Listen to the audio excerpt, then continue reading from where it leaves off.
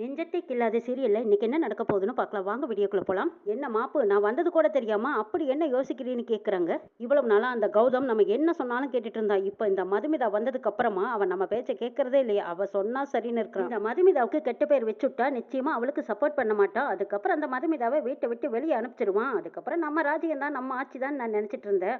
ஆனா திடீர்னு இப்போ மதுமிதாவுக்கு இவன் சப்போர்ட் பண்ண ஆரம்பிச்சிட்டான். அதுதான் என்னால தாங்கவே முடியல, ஏத்துக்க முடியலைங்கிறாங்க அபிஷேக். அவ தான் நம்ம எல்லார் முகத்திலையும் கரிய பூசிட்டால, அப்புறம் என்ன அவளை பத்தி என்ன யோசிச்சு என்ன பிரயோஜனம்னு கேக்குறாங்க. அதுக்கு தான் நான் இப்ப புதுசா மாஸ்டர் பிளான் வச்சிருக்கேன்னு சொல்றாங்க அபிஷேக். அப்படியா, என்ன பிளான் பண்ணிருக்கேன்னு கேக்குறாங்க. கௌதம் கால்ல கட்டி போட்டிருக்கானே, அது எதனால போட்டிருக்கான்? அவன் விழுந்துட்டான், அதனால போட்டிருக்கான். சரி, அது சரி அவருக்கு எவ்வளவு நாள் ஆகும்னு கேக்குறாங்க. அநேகமா 2 வாரம் ஆனாலும் ஆகலாங்கிறாங்க. அப்படியா, அப்ப அந்த 2 வாரம் ஆபீஸ் வேலையெல்லாம் யார் பாப்பான்னு கேக்குறாங்க அபிஷேக். 6 மாசம் ஆகுற மாதிரி வீட்டுல உட்காந்துருந்தானே என்ன செய்வாங்கிறாங்க.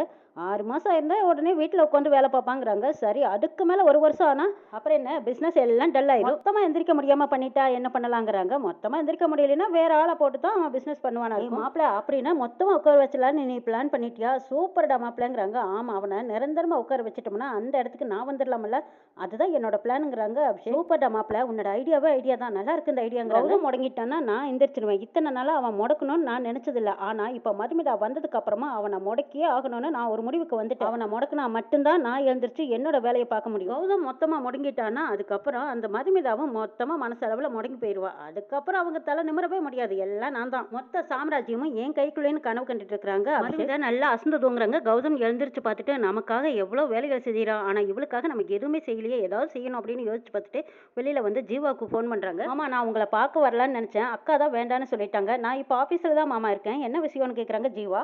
உங்க அக்காவுக்கு என்னெல்லாம் பிடிக்கும்னு கேக்குறாங்க. அக்காவுக்கு நிறைய பிடிக்கும், அதை லிஸ்ட் எடுத்துக்கோங்க. முக்கியமா அவங்களுக்கு காப்பி தான் பிடிக்கும். அப்படியா, சரி வச்சிருங்கிறாங்க. சரி, நாள் பூரா எனக்காக உழைக்கிறாள், இன்னைக்கு அவளுக்காக நம்ம காப்பி போட்டு எடுத்துட்டு போலான்னு கிச்சனுக்கு போனதும் காப்பி போடுறாங்க. மதுமிதா தூங்கி எழுந்திருச்சு எங்க கௌதம் காணோம் அப்படின்னு அங்கங்க தேடி பாக்குறாங்க. வெளியில வந்து பாக்குறாங்க, ஹால்ல காப்பி கையோட உட்காந்துருக்காங்க கௌதம். அடடா, எங்க எழுந்திருக்கும் போது சொல்லிட்டு வரக்கூடாதா? நான் பாருங்க எங்கெல்லாம் தேடின பாத்தீங்களாங்கிறாங்க. உங்களுக்காக தான் நான் காப்பி போட வந்தேங்கிறாங்க. உங்களுக்காக தான் போட்டேன், இந்தாங்கன்னு சொல்லி காப்பியை கொடுக்குறாங்க கௌதம். ஐயோ, ஏங்க கால் வலியோட ஏன் இவ்வளவு கஷ்டப்படுறீங்கன்னு கேக்குறாங்க.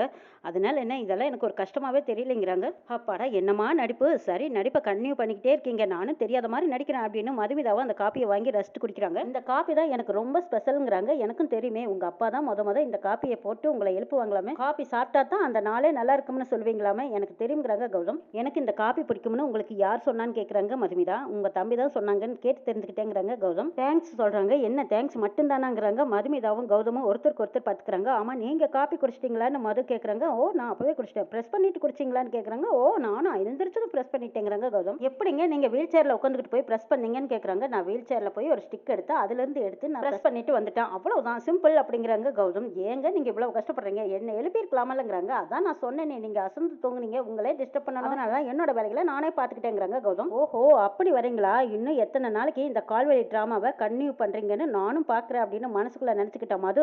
சரிங்க, நான் போய் குளிச்சுக்கிட்டு வந்துடுறேன்ட்டு போறாங்க. அது அந்த பக்கம் போனதுமே கௌதம் அப்பாடா இந்த வீல் சேர்ல கொண்டுகிட்டு கை காலெல்லாம் பிடிச்சி போயிரும் போல இருக்குதே அப்படின்னு கை கால் எல்லாம் உதறாங்க. அதையும் மறைஞ்சிருந்து பாக்குறாங்க மதுமிதா. திரும்பவும் வந்து நிக்கிறாங்க. ஏங்க உங்களுக்கு ஏதாவது வேணுமாங்கிறாங்க. ஐயோ, பார்த்துருப்பாங்களா அப்படின்னு கௌதம் நினச்சிக்கிட்டு அதெல்லாம் ஒன்றும் வேண்டாங்க, நீங்கள் போய் குளிச்சுட்டு வாங்க அப்படின்னு அனுப்பி வைக்கிறாங்க. சரிங்க, நான் போய் குளிச்சுட்டு வந்துடுறேன், உங்களுக்கு ஏதாவது வேணும் எனக்கு கூப்பிடுங்கன்ட்டு போகிறாங்க. கௌதம் வீல் சேர்லேயே அவங்க ரூமுக்கு வராங்க. அப்போ பாட்டி வந்தவங்க பார்த்ததும் பகீர்னு ஆயிடுச்சு. அச்சோ கௌதம், உனக்கு என்னாச்சுன்னு கேட்குறாங்க.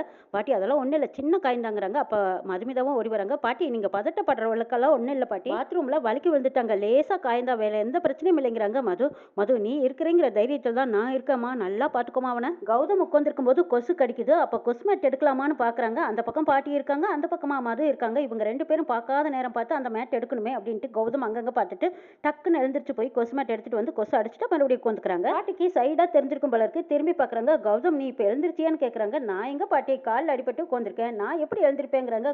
பாட்டி அவரே எழுந்திருக்க முடியாது, அவர் எப்படி எழுந்திரிச்சு போயிருப்பாருன்னு மதுவும் சப்போர்ட் பண்ணுறாங்க. ஓ அப்படியா, எனக்கு என்னமோ எழுந்திரிச்ச மாதிரியே தெரிஞ்சதுப்பாங்கிறாங்க பாட்டி. மறுபடியும் பாட்டி பார்க்காத நேரம் பார்த்து கௌதம் எழுந்திரிச்சு மறுபடியும் கொசு அடிச்சுட்டு கொஸ்மேட்டை தூக்கி போட்டுட்டு உட்காந்துக்கிறாங்க. அப்போ பாட்டி மறுபடியும் திரும்பி பார்த்துட்டு ஓடி வந்து கேட்குறாங்க. டே கௌதம், நீ எழுந்திரிச்ச மாதிரி தான் இருந்துச்சு, எழுந்திரிச்சியான்னு கேட்குறாங்க. ஐயோ பாட்டி, என்னாலேயே முடியாமல் கிடக்குறேன், ஏன் பாட்டி இப்படி திரும்ப திரும்ப வந்து என்ன கேட்குறீங்கன்னு கேட்குறாங்க கௌதம். சரி சரி கோவப்படாத, எனக்கு என்னமோ அப்படித்தான் தோணுச்சுப்பா அப்படின்னு சொல்லிட்டு மறுபடியும் மது கூப்பிடுறாங்க. அது இங்கே வாவேன், எனக்கு என்னமோ அவன் எழுந்திரிச்சு போன மாதிரியே இருந்துச்சு மது அப்படிங்கிறாங்க பாட்டி. ஐயோ! இப்ப அவங்க கோந்துக்கிறதெல்லாம் சும்மா தான் பாட்டி. இதெல்லாம் நடிப்புங்கிறாங்க. இது நடிப்பு. அவனுக்கு பொய் சொன்னா பிடிக்காது மது. அப்படியெல்லாம் இருக்காது. நிஜமாலுமே அவனுக்கு அடிபட்டுருக்குங்கிறாங்க. ஐயோ! பாட்டி அவர் விளையாட்டுக்காக பண்ணிட்டு இருக்காரு. நீங்க அத உண்மைன்னு நம்பாதீங்க. ஐயோ! என் பேரன் வேலைக்கெல்லாம் போகாம இப்படியெல்லாம் நடிச்சிட்டு இருக்க மாட்டான். நீ தான் பொய் சொல்ற அப்படிங்கிறாங்க. சரி உங்களுக்கு நிரூபிக்கிறதுக்காக நான் ஒண்ணு பண்ணட்டுமா? பால் பாயாசத்த கொண்டு வந்து இங்க வைக்கிறேன். அவரா ஓடி வந்து எடுத்து குடிக்கிறாரா இல்லையான்னு நீங்க பார்க்குறீங்களா? அப்படிங்கிறாங்க மது. சரி அதையும் பார்க்கலாம் அப்படின்னு சொல்லிட்டு பாட்டி உட்காருறாங்க. பாட்டிய உட்கார வச்சு மதுமிதா இந்தாங்க பாட்டி உங்களுக்கு பிடிச்ச கேசரி, ரசகுல்லா, இதோ பால் பாயாசம் அப்படின்னு சொல்லி குடுக்குறாங்க. அடடடடா! இது எல்லாமே எனக்கும் ரொம்ப பிடிக்கும்.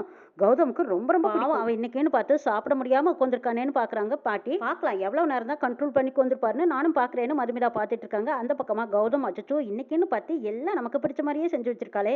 நம்மள இப்ப சாப்பிடக்கு கூட்டிட்டு போகலாம் மாட்டாளா ஒன்றும் தெரியலையே அப்படின்னு கௌதம் கண்ட்ரோலோட உட்காந்துருக்காங்க. கொஞ்ச நேரத்துல அவர் எழுந்திருச்சு வர்றதை நீங்க பாக்குறீங்களா? கண்ணார பாத்தீங்கன்னா தான் நம்புவீங்க. இருங்க வரேன் அப்படின்னு சொல்லிட்டு மதுமிதா கிச்சனுக்குள்ள வராங்க. ஒரு கப்பன் சாசரை கீழே போட்டு ஆன்னு போட்டு உடைக்கிறாங்க. அப்ப சத்தம் கேட்டதும் ஐயோ விழுந்துட்டாங்க போல இருக்குன்னு நினைச்சுக்கிட்டு கௌதம் எழுந்திருச்சு ஒட்டமா ஓடி பார்த்ததும் பாட்டியும் எழுந்திருச்சு ஆச்சரியமா பாக்குறாங்க. கௌதம் கூட கவனிக்கல. அந்த பக்கமா மதுமிதாவும் கிச்சன்ல இருந்து வெளியில வராங்க. அச்சச்சோ அவசரப்பட்டு ரெண்டு பேத்துக்கிட்டையும் மாட்டிக்கிட்டோமேன்னு நிக்கிறாங்க கௌதம். என்ன கௌதம் காலையில இருந்து நீங்க என்ன டிராமா போட்டீங்க எல்லாத்தையும் நம்ம வச்சு எங்க கிட்ட வசமா மாட்டினீங்களான்னு கேக்குறாங்க மதுமிதா. கௌதம் அவகிட்ட எவ்வளவு பில்டப் பண்ணிக்கிட்டு நான் உன்னை பத்தி சொல்லி வச்சேன். ஆனா நீ இப்படி போய் சொல்லி இப்படி கவுத்துட்டியாடா? ஆமா ஏன்டா இப்படி பண்ணனேன்னு கேக்குறாங்க பாட்டி. பாட்டி அவருக்கு வீட்டில் இருக்கணும்னு தோணியிருக்கும் போல இருக்கு. அதனால தான் இப்படி ஒரு ட்ராமா பண்ணிட்டு இருக்காருன்னு மதுமிதா சொல்றாங்க. இதை கேட்டதும் பாட்டி ஆடா அப்படியா எல்லாமே புரிஞ்சிருச்சுங்கிறாங்க. என்ன பாட்டி புரிஞ்சதுன்னு கேட்குறாங்க கௌதம். டேய் நீ பண்ணனது எல்லா ட்ராமாவும் எனக்கும் புரிஞ்சிருச்சுடா அப்படின்னு சிரிச்சுக்கிட்டே போறாங்க பாட்டி. ஐயோ பாட்டி சொல்லிட்டு போங்க என்ன புரிஞ்சது உங்களுக்குன்னு கேட்குறாங்க கௌதம். அடப்போடா உன்னோட விளையாட்டுக்கெல்லாம் நான் என்ன பதில் சொல்ல முடியாதுன்ட்டு போறாங்க. என்ன கௌதம் என் கூடவே நாள் பூரா இருக்கணும்னு ஆசைப்பட்டு நீங்க என்னெல்லாம் போய் சொன்னீங்க இப்போ வசமா மாட்டினீங்களா? அதுக்கு நீங்க நேரடியாவே சொல்லியிருக்கலாமே மது கௌதம் கிட்ட கேட்கவும் கௌதமும் யதார்த்தமா மதுவை பாக்குறாங்க. ரெண்டு பேரும் ஒருத்தருக்கு ஒருத்தர் பார்த்து புரிதலுக்கு ஒரு வாய்ப்பு கொடுக்குறாங்க. என்ன நடக்குன்னு நாளை பார்க்கலாம்.